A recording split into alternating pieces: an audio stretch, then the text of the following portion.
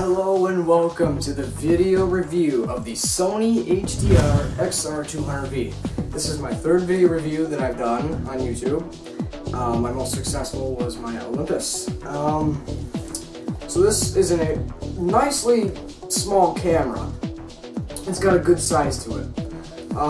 I just got this a couple months ago. It retails for $600 on Amazon.com. I bought it used, and it's in great condition. So let's take a look at this thing. On the front, you're going to have your ZEISS lens, and right now it's closed because I have it turned off. It auto opens, which is a very, very nice feature. When you turn the camera on, the lens opens. So then here's your nice ZEISS lens, very, very pro quality. You've got infrared light, which is right here, like that. That's the little infrared light right there that you can see. But to the camera, it's very, very bright. That's for shooting at night. Continuing on, it's also got a recording light for when it's recording, so you know, like people, the subjects in front of you or yourself, know that it's recording. It has a flash right here that you can set from low, medium, high, or auto for taking pictures.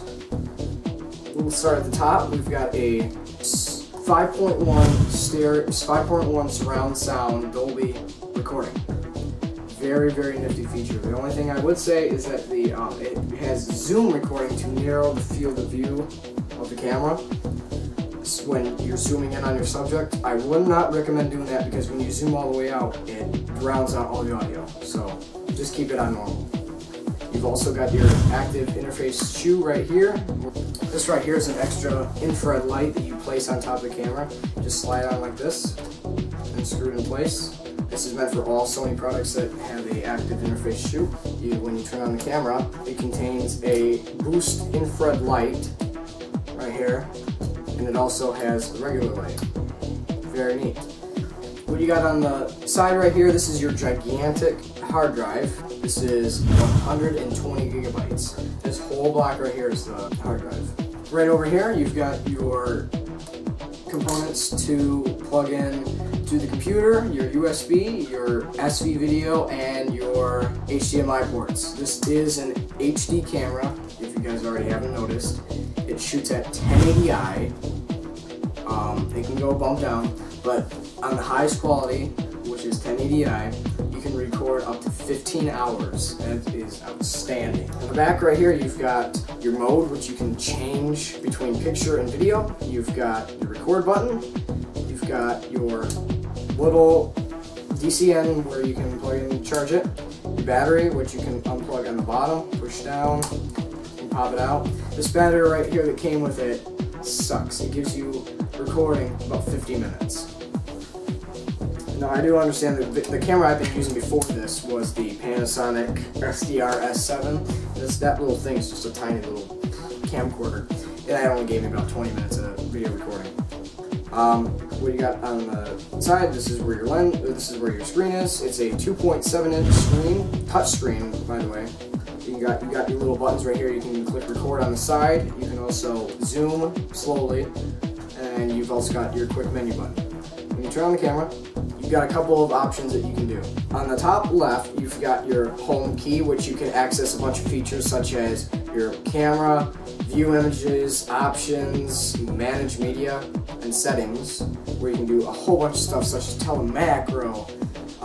You can choose between scenes like twilight, candle lit, and all that kind of stuff. It's got a GPS inside of it, and a lot of you are wondering, oh, what's a GPS for? Well, GPS is meant for when you push the blue button below it, right here on the screen, you can look at a map of your current location. And what that basically does is, when you shoot a video, usually you'll have a lot of videos on your camera, and the easiest way, to go through your videos, or like manually just flipping through the pages, you can just browse them by location, which is a very, very neat feature. So that like you want to look at shots that you've taken in California, Rocky Mountains, you can browse them by location. Very neat. And it is pretty accurate too on the map. Like it updates every like 5 seconds. Like when I was driving one time, I turned on the GPS on this thing. It updates like every 5 seconds, which is pretty neat. It's not. I thought when I first opened this thing, I thought it was not going to be good at all, but it actually is very neat. You can also all your buttons. You've got your easy button. You've got your quick DVD button. You can make a quick publish to DVD. You've got your playback. You've got display, which you can take off the display on the camera if it's too crowded. Night shot and power. Yes, I love the night shot on this thing. If you guys haven't seen it already, I posted these videos on YouTube called Night Hunt, and I use this camera with night shot, which is very nice. The only thing I will say is night shot by itself with this little itty bitty infrared light is terrible. I'll show you a video at the end, comparing from this to this, which is very different. Very big difference. Because you can only see up to 5 feet in front of you with this little light. You're going to need the extra light for it, if you're going to shoot at night. Which is very rare, by the way, because for this camera, night shot, it's very rare. This camera has been discontinued by Sony, so the only way to find it is like on Amazon or a different dealer. Also on the top, I forgot to mention, is your zoom rocker, which is, like for my old camera that I had, it would go front to back, and it would zoom very slowly, and it's only got 10 times optical zoom. This one's got 15x optical zoom, which is very nice, and it's got up to 200 times digital zoom. Would not recommend using that at all, because that's just cropping the footage, and it's going to make it really grainy. So I put it on 30 times digital zoom, which works very well, actually. You can get really close shots. I'll show you that also at the end. You got your quick photo button. You can do this on video or on photo. It's got that 2 modes. If you do it on video, you can do it as you're recording your videos, which you can do like a couple of extra things on this. It's got face detection and smile shutter. Face detection, which this camera in front of me is doing right now, you can see my face. It detects faces when a subject is on there, and as you move like this, I can see it moving. You can see that there's a little box on the person, like right here, and it'll follow them. But if you have smile shutter on, during your video, if your person smiles like this, it'll take a picture. It won't flash, but like if you had it normally, it'll take a picture, which is pretty neat. It's got telemacro, which gives you super zoomed in shots. I don't really use that a lot. It's got, did I already say memory stick Pro Dual right here, where you can put your memory card. Only memory sticks though, not SD. It's got a very good weight to it, because my little Panasonic I used to have is this little thing. It doesn't even have one of these wrist straps right here to grip onto. It's just got, you hold onto it like that, and it's this little itty bitty thing that you hold onto, and it's really shaky. It's not that good. But this one, it's got the strap right here, and I always hold it like this, with my thumb on the back. I hold it like this, and you can get some really good steady videos, because it's got optical steady shot with active mode on it, which gives you super steady. It's not the greatest in the world, but it's definitely much better than my Panasonic, I'll tell you that. Other than that, it's got a really, really, really cool mode I use all the time. It's called super slow motion. It runs the video at 240 frames a second for 3 seconds. And when it's like, you can do something like wave like this, and then when you play it back, it'll do it in super slow motion, which is very cool. It does have conversion lenses. You can also put a microphone on the top for the active interface shoe, and you don't even need to use a battery. This thing does not require a battery right here. You don't need a battery for it. It just uses the camera's battery, which will drain it quicker, but it's still, you don't have to, you gotta put a battery in there. It's just much better. It's, you don't have to worry about putting extra batteries in your camera case. You just pop it out. Very, very cool. Not much else to say about this camera. It is a very nice camera. I am so glad I got this. I recommend it to all you people too. So, last thing I'm going to say, the pros and cons about it. Pros. It's got a good weight, so it's rock steady. It's not, all shaky. You got Tourette's. Very nice size. I mean, it's not too big. It's not too small. Because I mean, those small cameras, you wrap your whole hand around, and it's just, I don't like that. I like it a nice size right here, big and bulky. Yeah. It's got steady shot, which is very nice. Because I mean, without steady shot, you're gonna be like that watching the video. Night shot, which is very rare and very cool, because I don't know why people took that away. I mean, I've seen it in the new Sony Handycams that came out with this thing, but it's got a very nice. It's just very nice to have that night shot. 120 gigabytes, 15 hours on the highest quality. Come on, you guys, that's just crazy. That's awesome.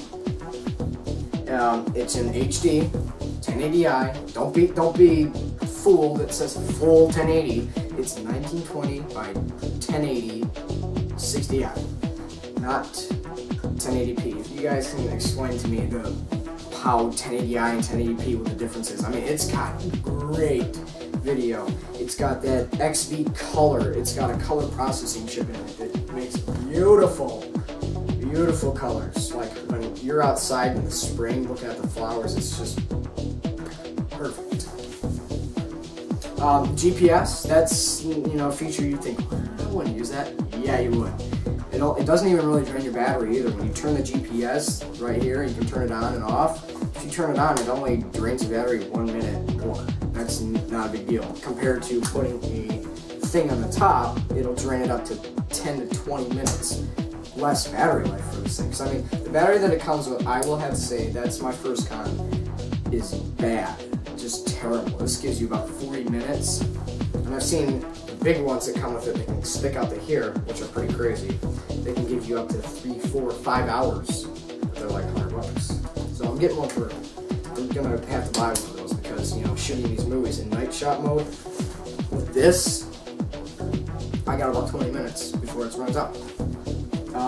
Other con is it sucks on low light. Oh my god, it's bad. I mean, probably right now, without that light right there and that light over there, it's probably going to be really grainy.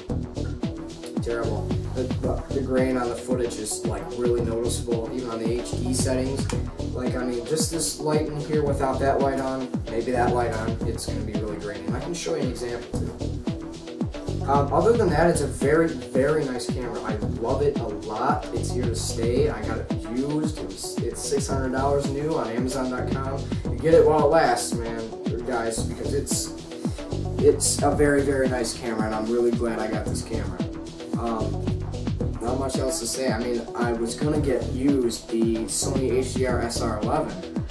But I chose not to. I got this one because it's got a couple extra features that I like more, like the 5.1 surround sound and the auto opening lens. That's a very neat feature because it's a pain in the butt with my Sony or my Panasonic. To flip open the lens like this, that sucks. It's annoying.